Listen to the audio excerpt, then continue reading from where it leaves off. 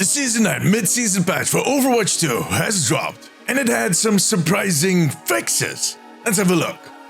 The main feature of the mid-season patch for Season 9 is of course the Cowboy Bebop event, which is promising to become one of Overwatch's best crossover events of all times. While the Spy Cassidy skin is getting some mixed feedback due to him missing a beard and his hat, the rest of the skins are almost all well received. This time around there's no game modes though, so most of your interactions with the event will most likely be on the home screen and in the shop. That's where most of the skins will be, except for the Ain Wrecking Ball skin, because we're getting that one through the good old challenges. The second part is the introduction of the Hero Mastery Gauntlet mode. You know, that multiplayer Hero Mastery, which is basically a 3-player tower defense. You can play it with smaller teams with the help of AI, but yeah, good luck with that. And according to the patch notes, there's a whole new set of bots that are included in the mode. As always, there are difficulty levels and leaderboards. For some people, this will turn out to be a very fun mode. I do think, however, it might get repetitive after a while, but you know, if you like getting your name on top of a leaderboard, go at it. The bigger part of the update and the changes that will last for, well, the foreseeable future are the balancing changes. Season 9 had a huge impact on the core gameplay of Overwatch. All of the heroes got more HP, they got bigger projectiles, DPS and tank got a self-heal, and DPS got a new passive that reduced the healing on their targets by 20%. And that last one has been a topic of discussion in the last few weeks. I think we all understood what the idea was, but generally it was found to be too strong, especially in the combination with Zenyatta's Discord, for instance. And Blizzard seems to agree, because they are lowering that debuff from 20 to 15%.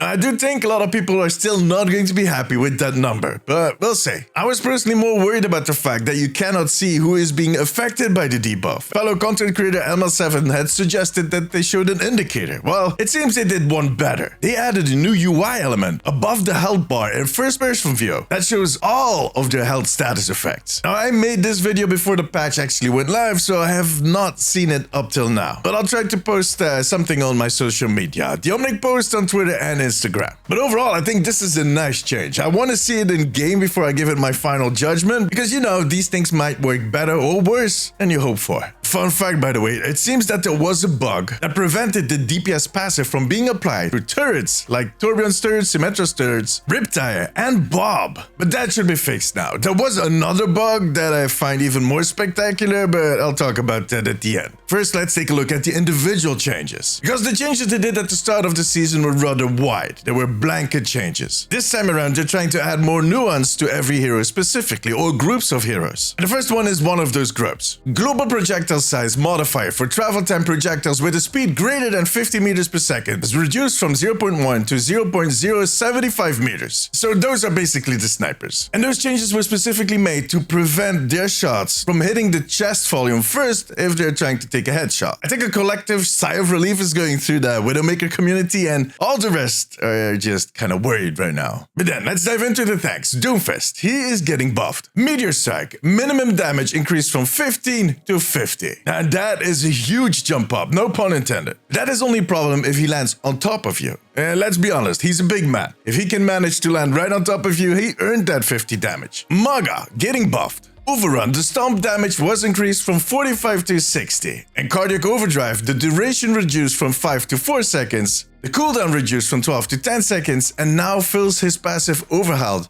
by 100. According to Blizzard, this is all meant to allow him, or to make it more forgiving, to use the Cardiac Overdrive to heal himself when he is in trouble. Orisa, another buff. Terra Surge. Charge rate for the first 2.5 seconds increased by 25%. So that damage while she's ulting is going to ramp up a little faster. Best time to get away. Ramatra, another buff. Ravenous Vortex. The total damage was increased from 45 to 70. The cooldown was decreased from 12 to 11 seconds. Now, I had figured that they were possibly going to nerf him a little bit in this patch, but I was wrong. And I do like that Vortex ability. I think it is one of the underused and underappreciated abilities in the whole of the game, so good on them. Reinhardt, oh yeah, another buff. His armor was increased from 275 to 300, and his fire strike damage was increased from 100 to 120. A Reinhardt buff, I'm in. I'll take it. Combined with that nerf on the DPS passive, I think Ryan might actually be in a pretty good spot after this, but we'll see. Roadhog, a buff. Chainhook, the enemy final position distance from Roadhog after being pulled decreased from 4 to 3 meters. Pigpen, vertical knockback on the activation decreased by 43%. In other words, his hook combo is getting a big buff. Those were all the tank heroes that are getting changes, and all of them were buffs. And I generally like all of them. I think it will give the tanks something more to work with. I will see if this is going to be enough to make the role viable and, above all, fun again. Let's move on to DPS. Hanzo is kinda getting buffed. Let me explain. The base projectile size is increased from 0.75 to 0.1 meters. The total projectile size, when combined with the general hero changes, is still 0.175 meters. This is to counter that change I was talking about earlier for the snipers. So Hanzo actually ends up in the same spot he was before the patch. Mei getting buffed, and the Thermic Blaster. The ammo was increased from 120 to 140, and on Cryo Freeze, the heal per second was increased from 50 to 62. The demon is getting a little extra juice to freeze you, and you'll be able to heal yourself a little better. Yeah.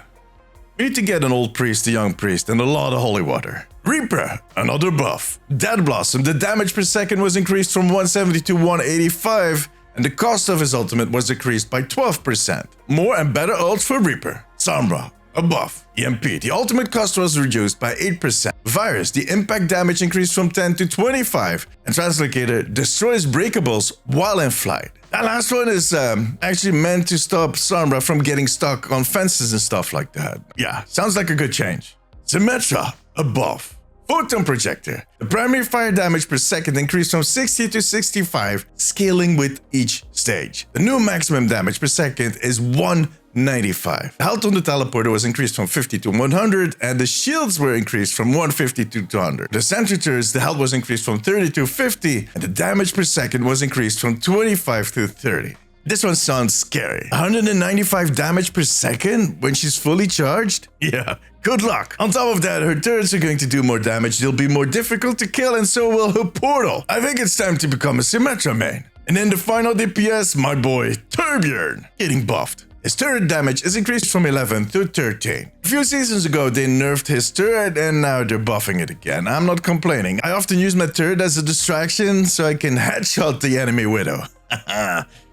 In any case, those were all of the DPS. Let's head over to support. Anna, getting buffed. Bionic Grenade. The explosion damage and healing increased from 60 to 90. Hell yeah, that is a huge bump up. I like it. Baptiste, on the other hand, is getting the only nerf in this whole update. The minimum health threshold on his immortality field was decreased from 25 to 20%. Brigitte, on the other hand, is getting buffed. Repair Pack. The cooldown was reduced from 6 to 5 seconds. The rally cost was reduced by 8%. In other words, we're going to get more Brigitte direct heals and more rallies.